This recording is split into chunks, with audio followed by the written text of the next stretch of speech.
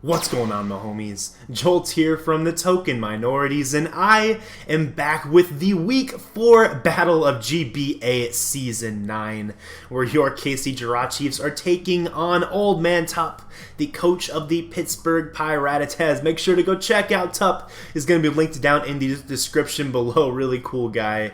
A good friend of mine, too. It's been fun getting to know him a lot here over the past couple of years. And, yeah, just awesome guy. Make sure to check out his side of our match for sure. And with that said, just a couple shout outs to give before we dive into this video. Make sure to check out all the links down below in the description. As usual, there you'll also see a link to all of the, I believe all the YouTube channels / Twitter links of my front office guys. They were really helpful again this week with constructing this team. You can also see a link to this week's team builder as well if you want to see all of the details behind this team that we're bringing here for this week. Also, shout out to AARon2420 for recording for me, and to Garchomp the God for genning my team as well. Now, let's go very briefly over the team that I'm bringing here for this week. I am bringing a Taunt Stealth Rock Mega Aerodactyl with Rock Slide and Toxic, just a good anti-lead against pretty much his entire team. I guess excluding the Mega Scizor, but I have ways to kind of switch into that if I need to. Then I have the Garchomp, which is SD Toxic, Fire Punch, Precipice Blades. Again, just a really good, annoying offensive Pokemon against his team, and I can Toxic his fatter stuff too as needed. Specifically the Melodic or the Miltank, or some of the other mons that he could have brought as well, like the Latias. Magearna, really interesting set. It's like Protect, Volt Switch, and then Fluorocane and HP Fire. Mostly just going to be Volt Switching against this team as he didn't bring a Ground type, and occasionally firing off a Fluorocane for a lot of damage against his team as well. So just a really annoying Pokemon, especially defensive invested. The Manaphy, pretty fat with Tail Glow 3 attacks. Goodra is Choice Scarf, my primary win con in this game. And then the Mew is a Flame Charge 3 attack set, which is just really good against this team too, considering he brought the Mega Scizor that I can potentially set up on, and I have coverage for pretty much the rest of his team. So that is the team we are bringing for this week. Again, for further details, just go check out the team builder in the description below. But in terms of the lead matchup, I already mentioned I'm going to lead off with the Mega Aerodactyl. It matches up the best against most of his team. It has ways to force out his scarier threats, specifically the Shaman, or maybe the Entei, or maybe even the Miltank, which isn't really a scary threat, but it's probably the Pokemon that can gain him the most information or the most valuable utility on turn 1 if I'm not able to stop that immediately. So I am going to lead off with the Mega Aerodactyl. We'll see what Tup decides to lead off with, but we'll go ahead and jump right on into this game, and we'll see what happens here. So good luck to my man Tup, of course, as he is going to issue the challenge. I'm going to lead off with Dark Phoenix, the Mega Aerodactyl, as Tup decides to lead off with Scarfzilla, which is his Shaman Sky. So right away, one of the biggest threats to my team is inside, but I know for a fact I can take any one hit from this Pokemon if he is able to outspeed me with a Choice Scarf, and if he can't outspeed me, he has no business staying in against me. So I am just going to stay in and Mega Evolve as he expectedly switches out against my Aerodactyl, and I'm just going to get up my Stealth Rock here immediately in this game. He only brought, I believe, one potential Defogger in his Mega Scizor, and potentially if I can keep up the offensive pressure against this team, the Mega Scizor shouldn't really have free opportunities to go for a Defog in this matchup. Plus, this Miltank that he brought in is never going to be able to knock out my Mega Aerodactyl with any 1 or 2 hits. So I can safely go for a Taunt here as he tries to get up his own Stealth Rock, so successfully able to deny those early on in the game, so that's certainly nice. As now I'm just going to fire off the Toxic, risking the potential Body Slam Paralysis, but even if he does get the Paralysis, which unfortunately he gets the Paralysis, of course, so even if he does get that, like, I think this is a worthwhile trade for me, as Miltank it's not really great against my team, but it's still fat and annoying, and being able to have that constant residual damage against Miltank I think is going to be really helpful for me later on. As here he goes into his Melodic. I actually went for a double Toxic, and unfortunately we're not able to get a Toxic off on the Melodic, so it is what it is. That would have been nice to have there for sure, but we'll deal with it, as now I'm going to fully switch into my Manaphy, as it's overall my safest switch into the Melodic, as he actually reveals the Hydro Pump, which that was unexpected. I definitely expected to see a Scald come out there on that turn. Hydro tells me this very well could be like a competitive Melodic, but then that doesn't really make sense with you know, the burn either, the Flame Orb. So I don't really know on Hydro Pump at this point, like what really is the point of having that on this set. But regardless, we'll kind of figure that out later on in the game. As here, I'm just going to go straight for, I believe, an Ice Beam, just in case he wants to go into his Shaman Sky.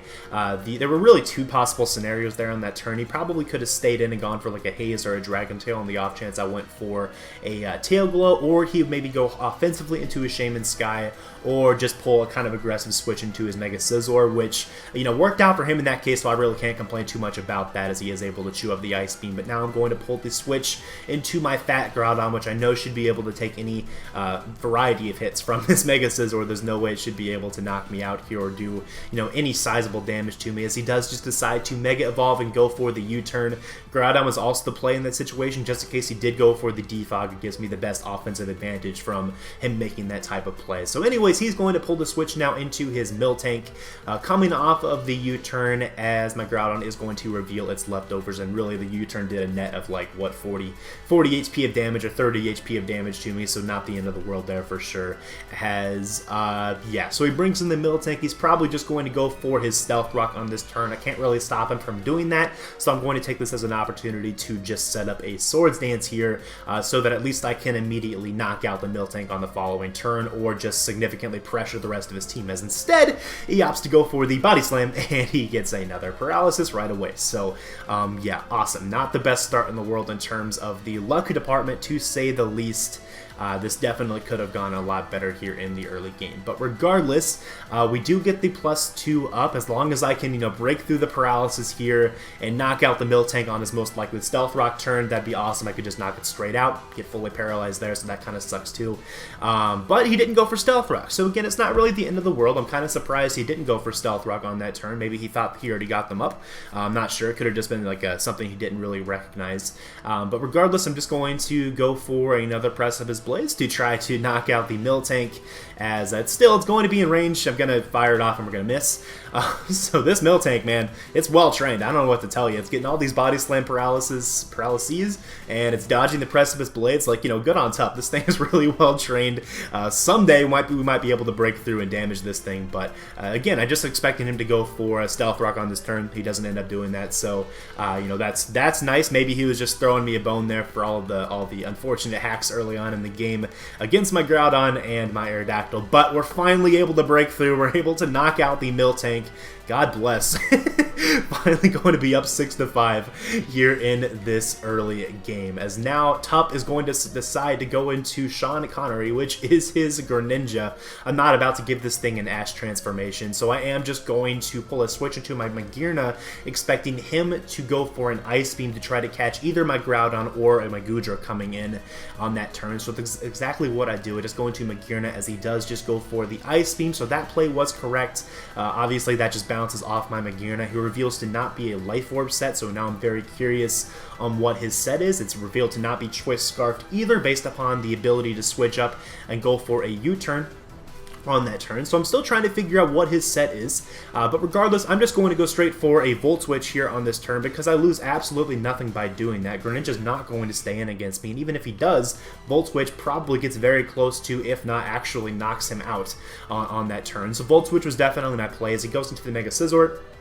Here, I thought about going back into my Groudon to get a little bit of recovery back from leftovers against this, but I didn't want to give him a free opportunity to defog.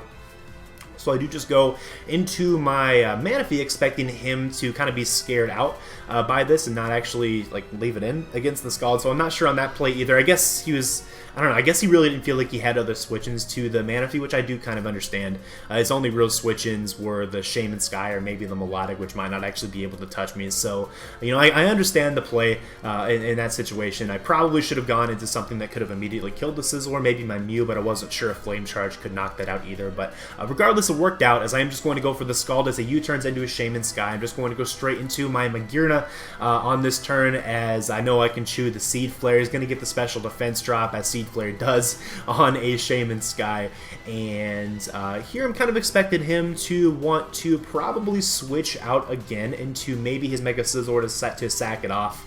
but he does just opt to stay in and go for another Seed Flare here. He does a little bit more damage than I would have liked for it to be able to do, but I am able to get this Volt Switch damage off against the Shaman, bringing him under 50%, and that's really crucial because what that means is the Shaman Sky only has one switch in left against my team. I'm going to go into my Gudra, and now knowing this is a Choice Scarfed Shaman, based upon how he stayed in against my Magearna and went for a second Seed Flare instead of switching up his moves or whatever, I am going to actually pull a double with my Gudra back into my Magearna, as it won't reveal the fact that I'm a Choice Scarfed Gudra, as he does switch out first in that situation because he's Choice Scarfed as well. And two, this also gives me a little bit more recovery back on my Magearna, which actually I need that little bit of recovery to deal with a potential Mystic Water Hydro Pump from the Greninja later on in the game. So I am just going to make that play and then double back into my Manaphy just in case he happens to have the Mirror Coat on his Melodic. I didn't want to go for a Volt Switch and just let my Manaphy take a ton of damage there on that turn. So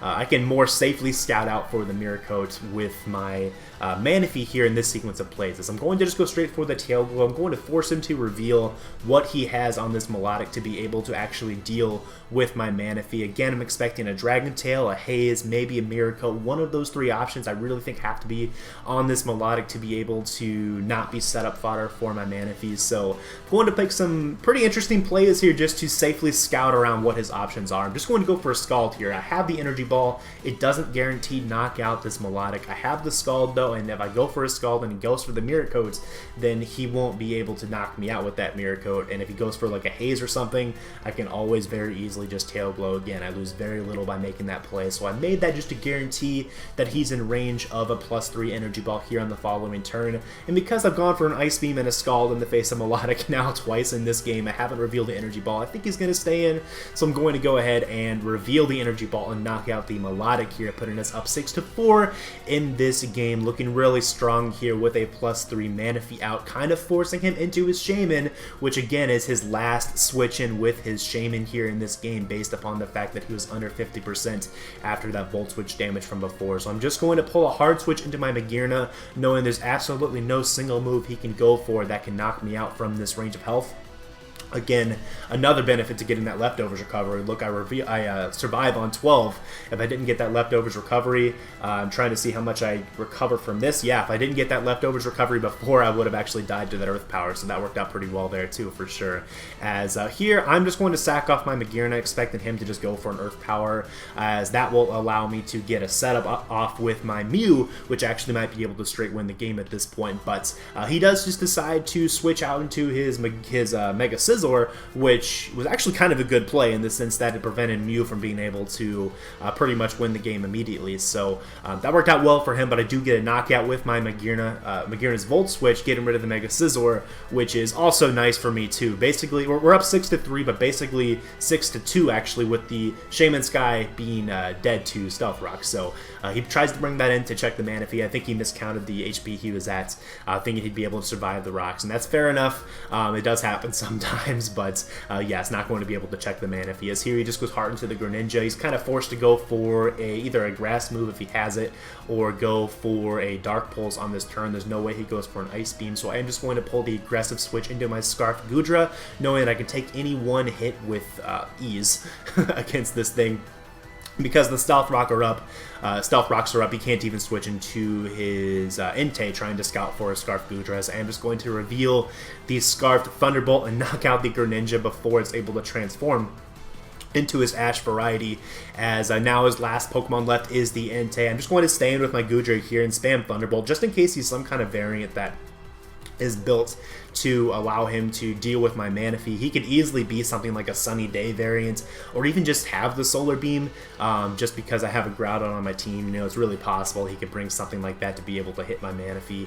So I didn't want to just go hard Manaphy until it's safe to do so here at this point in the game, just because that's my best way to deal with the Entei. I still have the Aerodactyl, which should be able to take any one hit, but I am paralyzed and I'm not about to risk that full paralysis chance either by by potentially recklessly sacking my Mana Feast. So going to go for a couple Thunderbolts here. Now here, knowing that he's going to go for a 100% accurate move, most likely the Flame Charge, I am just going to go into my Mana Feast now, knowing that it's most likely safe against him, and the odds of him hitting 2 Stone Edges and critting both of them to knock out my Mana Feast are really low too. So, you know, I would take that risk. He does just go for the Flame Charge, and I'm able to get my Mana Feast in safely against the Entei, and that pretty much means this game is a wrap, as there's no one move the Entei can go for, as he's already revealed the leftovers instead of like Power Earth Solar Beam. There's no one move he can go for that can knock out my Mana Feast from this range of health, and we are going to be able to knock out the Entei with the Mana Feast, and the KC Jirachiefs are going to score a nice +6 for this game against Tup. This week of the GBA. So good game to Tup. You know, like I said in the team builder, very clearly this matchup was in my favor. There's no doubt on that. I had a lot of really good responses to his offense, and I had some stuff that his team kind of struggled to deal with defensively. So that's just kind of how it goes. That's the nature of draft format. But you know, I'm happy with how the team worked out. It seemed to all work out as planned. Unfortunately, I didn't get to show off the Mew. I was really hoping I'd be able to. I brought Z Mew now twice, I think, and I haven't been able to really use it either time for its intended purpose, so that's been a little unfortunate. I'll find a good time to use Z Mew here sometime in the future, hopefully. So anyway, I guess sorry about that. I'm kind of looking forward to being able to use that at some point. But yep, once again, good game to Tup. Make sure to check out his side of the match as well. Next week we have a game coming up against kind of my GBA nemesis, and that is Aster J, the coach of the Montreal Habsols. He has beaten me twice now in a row, once in the D-League and once last season, snapping my winning streak that started off last season of the GBA. So we're really looking for revenge against him next week. I hope you guys are looking forward to that. Hopefully we'll be able to put together a solid team for that matchup as well. But we'll just have to see what happens on that. So be on the lookout for that matchup coming up next week. Make sure to answer the question of the day down below, which is, what is your opinion on Serene Grace in draft format? I am sure we have all had some interesting experiences with Serene Grace, to say the least. Maybe a better question is, how many times have you lost to Serene Grace? Let me know your answers to that down below as well, so I'm sure the tally is a lot higher than we'd like to think for that. So let me know what you think about that. Thanks for watching, guys, and I will see you all in the next one. Peace.